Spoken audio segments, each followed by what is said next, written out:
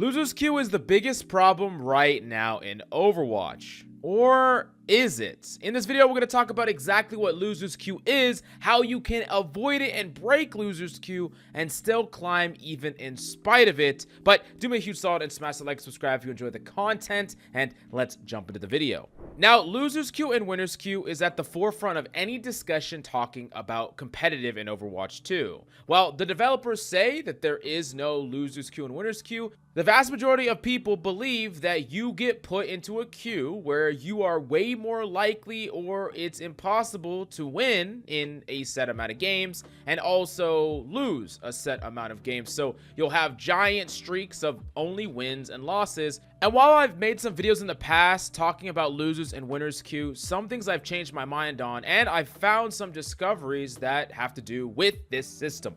Now, the first thing that you need to understand, and this could be what a lot of people feel when they are feeling a eventual flip from winning to a loser's queue, is that if you win too many games in a row, you are going to start getting much harder games. The thing about this system is that winning consistently and winning a lot in a row actually rewards you with boosting up your potential rank, or at the very least boosting up your potential MMR.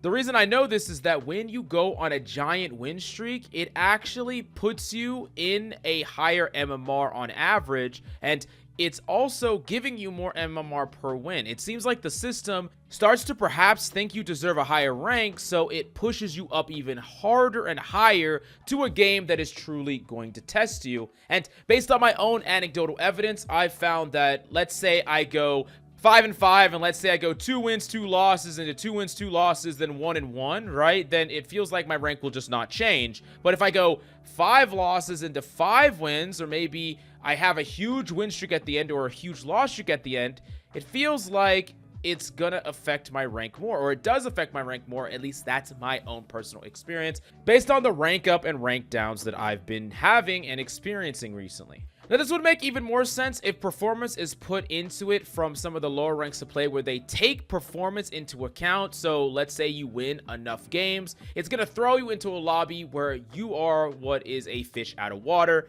And that game is going to be very, very hard to win. If you're a really, really high level player, or much higher level player than your rank says, then you might be able to hang.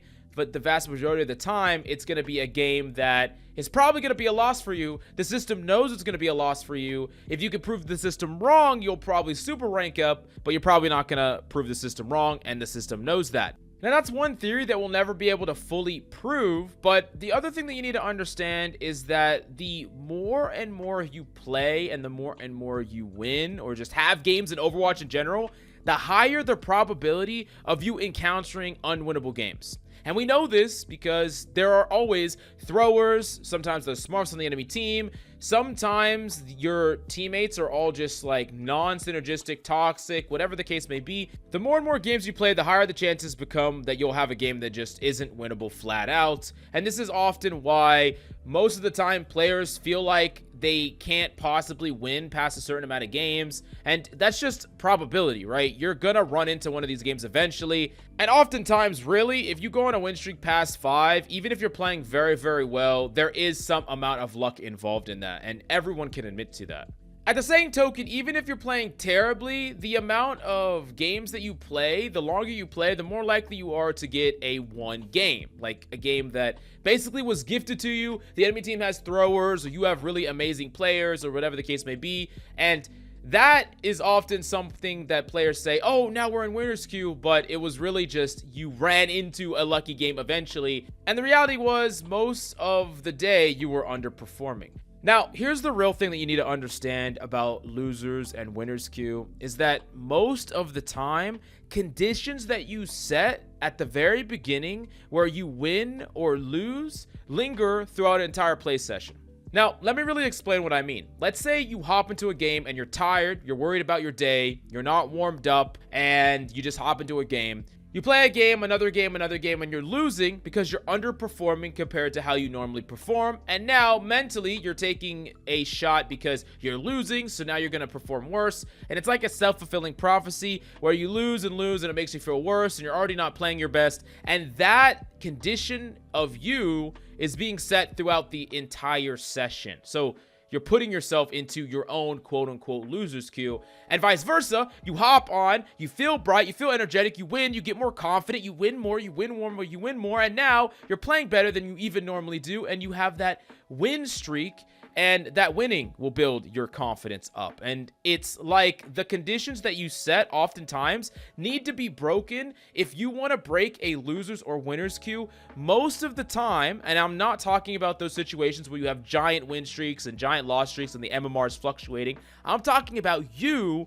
How can you break those things? And most of the time you need to reset in one way or another. Now, of course, we're not trying to break win streaks, but with loss streaks, if you lose 2 or 3 in a row, you need to look and say, hey, were there players on my team that were legitimately throwing? Like, did I have some players that were just not pulling any weight at all and they were playing terribly, absolutely terribly? Well, you just call those a wash.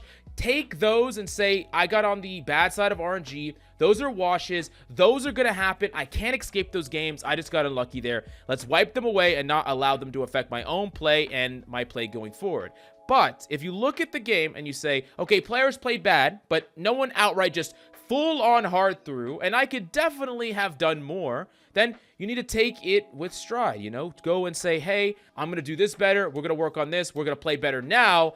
And perhaps you weren't warmed up enough. Perhaps you're worried about other things outside in your personal life. Perhaps you're just in need of a break because you're tilted. Whatever the case may be, you need to really reevaluate that play session.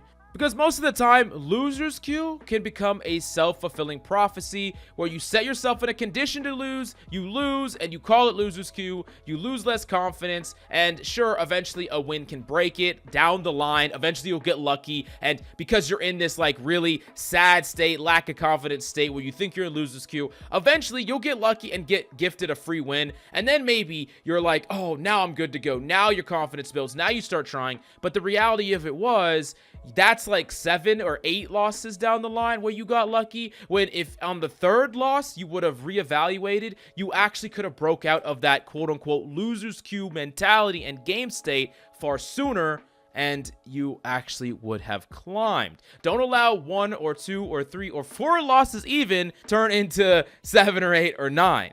Now, to come full circle, is loser's queue real? Well, I would say in the actual way, it can be because of really, really high win streaks and loss streaks with MMR. And even in the smaller ways, yes, it can feel like it's real. And if it feels like it's real, then it probably is.